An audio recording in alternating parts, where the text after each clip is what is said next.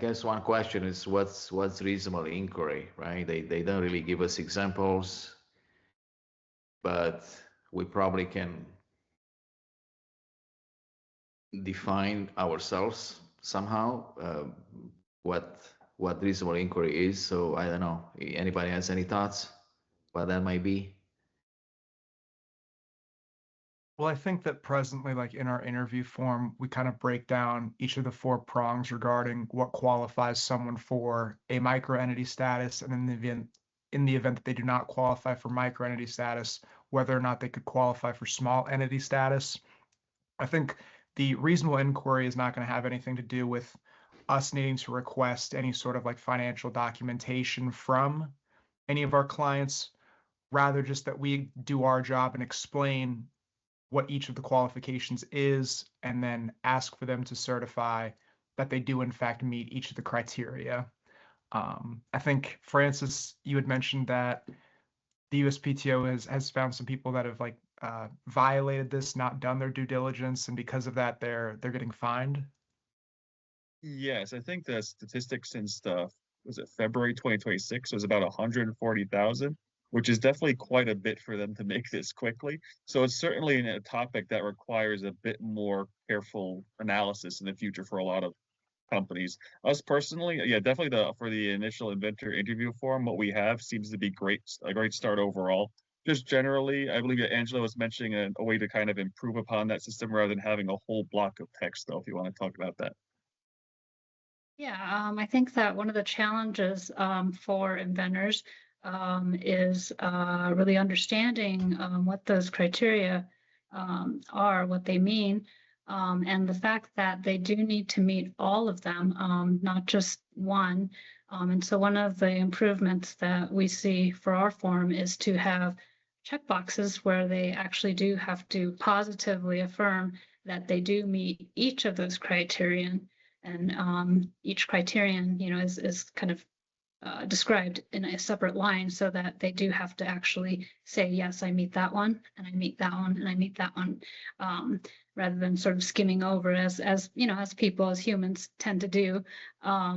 So that, that helps, I think. And I think a big challenge, with this is that, it's not that people, are necessarily trying to skirt the law or to get around something or get away with anything. It's just they may make a mistake. They may not understand, and then they just make a very honest mistake as to whether or not they're a microentity or not. And so, we have to do what we can to help them not make those mistakes and help them make the right call as to whether or not they're a microentity. So that's part of our job, I think.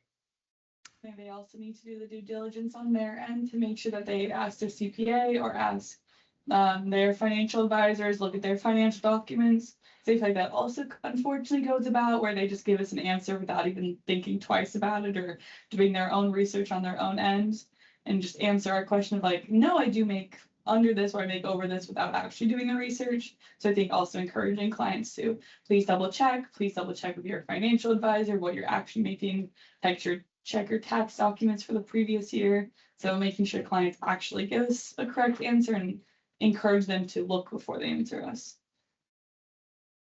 Yeah, that makes sense. Yeah, we should always encourage them, to check. For example, on tax income level, right? We are not CPAs. We cannot give financial advice. We are not tax experts. So yeah, when they ask us about that, right, we should always encourage them to check with their CPA or tax preparer, whoever the person may be. That's the best person to give them that explanation whether or not they meet the income level. And Emily, I think you said something about, we have, because the tricky part is, right, this applies to the inventor, the applicant, or any entity that may be an assignee for that patent application, right? So I think we kind of address that, right? Yeah, we do have a notice underneath the qualifications. We do say that all of the above have to apply to both the inventor and the applicant if those two are different. So we have that there, but we do need to make sure people read it so we can, add a little place to indicate that they did read that that could help us with the reasonable inquiry. Yeah, I think it might go ahead, seem Matt. like maybe this can kind of sound like we're maybe like making a mountain out of a molehill. Maybe this is like a small issue, whether or not you're paying the microentity fee or the small entity fee for filing and engaging with the USPTO. But the USPTO in the email that they sent out regarding reasonable inquiry did indicate that they are aware of situations where failing to perform this has actually resulted in the patent owner being found guilty of inequitable conduct.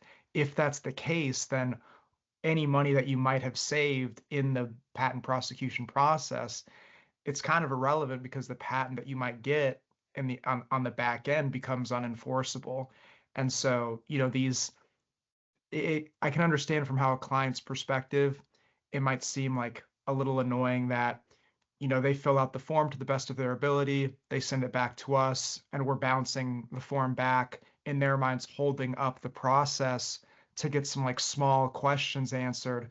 But in the grand scheme of things, there's really not these really are not small questions. These are things that can have like really dire consequences down the line. And so I can understand that client's concern, but in order to like get them what they want, we have to do this for them. So Every Yeah, question so- has a purpose, even if they don't know the purpose behind it.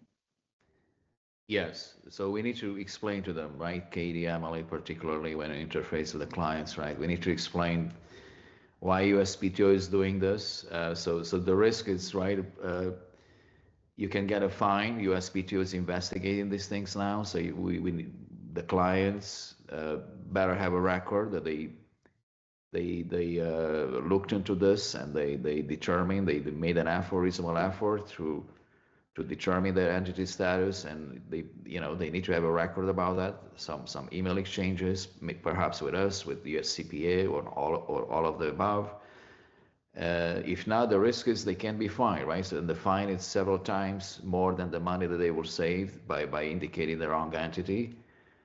And also, as Matt mentioned, right, the patent itself could be granted but found unenforceable because inequitable conduct, right? The defendant could argue in court that the inventor, the applicant engage in inequitable conduct, and therefore the patent should not be enforced. That's a big loss, right? Imagine that, you go to court, you spend hundreds of thousands of dollars to litigate, and at the end your patent is unenforceable because you didn't pay the right fee for USPTO. That will be a disaster. So the risk is too great, right? Even the fine itself is significant, but having a patent and litigate it and go through the stress and expense of litigating a patent and finding out it's not enforceable because inequitable conduct, just saving a few $100, it makes no sense.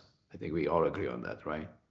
100%. It's unfortunate, but there are consequences to your actions sometime, and I think the USPTO is kind of going to hammer down on that a little bit more than they have previously. So that's the unfortunate part for a client.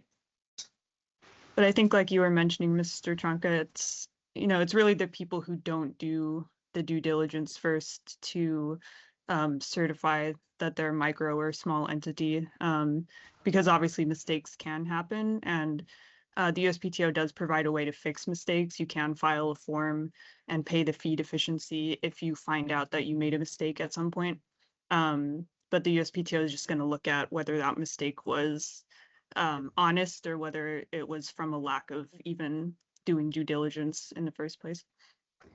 Exactly. That's a very good point. Yes, absolutely. Yeah, mistakes can happen, but the point is you need to show that you tried and in good faith and you made the reasonable effort to do so. And if you arrive somehow by mistake to the wrong conclusion, that's different than not looking into it at all and just checking a box without even trying to figure out whether or not you qualify. Yeah, that's a very good point. All right. Thank you all. I think, yeah, we just need to continue to try to educate our clients more about this. The consequences are clear and severe, and yeah, just keep doing that and yeah, helping our clients to avoid this mistake. Thank you all.